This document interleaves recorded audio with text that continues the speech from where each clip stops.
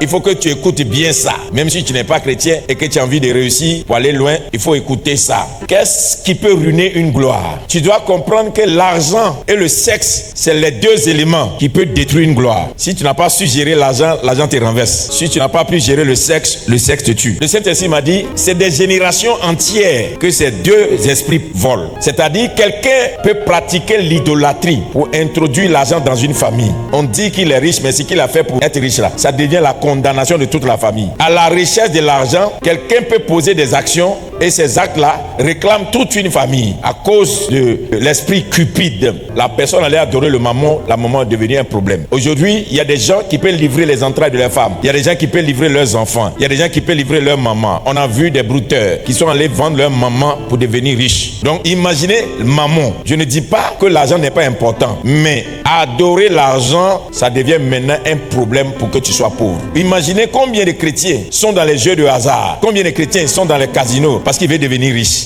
Mais ils ne savent pas c'est quel esprit qui règne là-bas. Donc à la recherche de l'argent, des fois, on a vendu notre gloire. Alors, l'impudicité est le gros démon qui détruit les gloires. Il y a plusieurs compartiments dans ce qu'on appelle l'utilisation du sexe. La fornication existe, c'est dans la Bible. L'adultère, c'est le sexe illégal avec une personne mariée. L'immoralité sexuelle, c'est le désordre sexuel. C'est des gens qui peuvent faire le sexe n'importe où, comme ils veulent. Il y a l'abomination. L'abomination sexuelle, c'est là où vous allez voir un homme va avec un animal. Bon, je ne touche pas ces choses pour condamner quelqu'un. Hein. Je vous dis la vérité pour que tu choisisses. Dieu lui-même là, il met devant toi la bénédiction, la malédiction. Il met devant toi le bien et le mal. C'est à toi de choisir. Il y a l'autel de sacrifice sexuel. Ce sont quoi? Les autels A-U-T-E-R. C'est pas hôtel H-O-T-E-R. Non. Hôtel de sacrifice, c'est un hôtel comme ça où j'ai arrêté de prêcher là. Il y a des hôtels comme ça où c'est ton corps qui devient le sacrifice. Donc tu vas dans un endroit où on vend le sexe. Tu as ton argent, tu payes quelqu'un et puis tu fais le sexe avec la personne. On a dressé l'hôtel, tu t'es mis dessus. Tu peux laisser ta gloire là-bas. Pour le plaisir d'une nuit, tu reviens bredouille. Qu'est-ce que c'est que l'impudicité?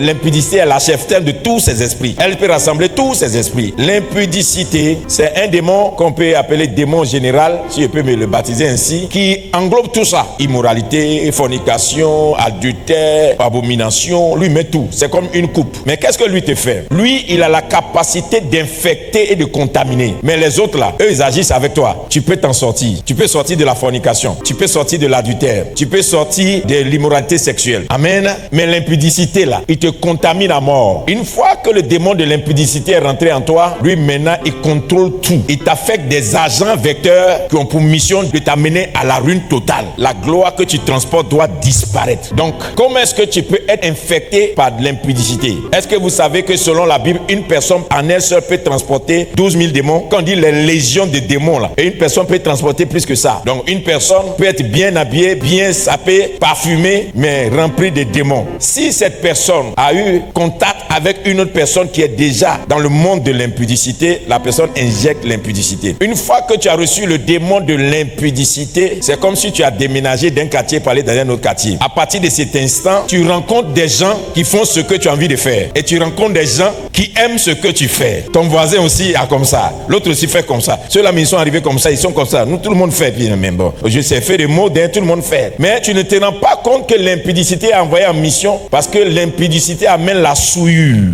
Donc quand la souillure vient dans tes finances, dans ta vie, la souillure t'enlève ta gloire. Et il se trouve que les chrétiens aujourd'hui, ils souillent leur corps par l'impudicité. Ça ne leur dit rien, mais ils prient par l'Esprit de Dieu. Écoutez-moi bien, je ne suis pas là pour nous accuser, mais je nous donne la vérité et puis on va travailler. Dis Amen avec moi.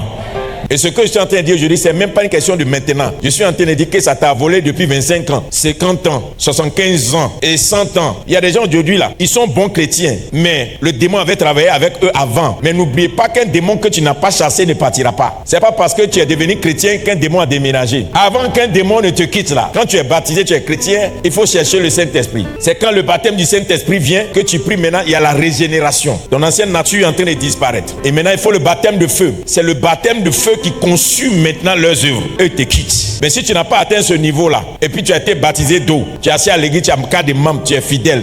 Joe, tu es fidèle, mais ça dort. Donc on peut trouver un chrétien possédé. Les gens se passent. Ils s'échangent. Et puis ils appellent ça, ce sont mes envies. C'est pas envie, c'est l'impudicité. C'est le démon de l'impudicité qui a installé ça. Le démon de l'impudicité fait que tu te masturbes. Tu peux pas abandonner la pornographie. Et la pornographie appauvrit. Je suis obligé de te dire, parce que je suis fatigué de te voir pauvre. Si une femme a couché avec chien, et puis on l'a pas délivrée, et puis tu l'as rencontrée, tu l'as mariée, ou bien tu as couché avec elle. Si tu avais un projet de milliards, ça va tomber. Faut être moins comme tu veux. C'est des sujets dont on ne parle pas trop parce qu'on a peur d'en parler. Aujourd'hui, dans nos maisons, dans nos familles, dans nos couples chrétiens, il se trouve que le diable est venu nous trouver dans notre lit. On a ces envies bizarres qu'on ne peut pas chasser. Et puis on dit on est marié, mais légalement, le diable rentre chez nous pour nous maltraiter. Tu ne peux pas imaginer que cette personne peut avoir ça. Puisque tu ne connais pas son record, ça renverse les gloires, ça détruit les gloires. Faut me dire que tu es chef comment. Si tu n'arrives pas à te gérer entre tes cuisses, tu ne peux pas gérer ta destinée. C'est un exercice qu'il faut commencer à faire. Parce que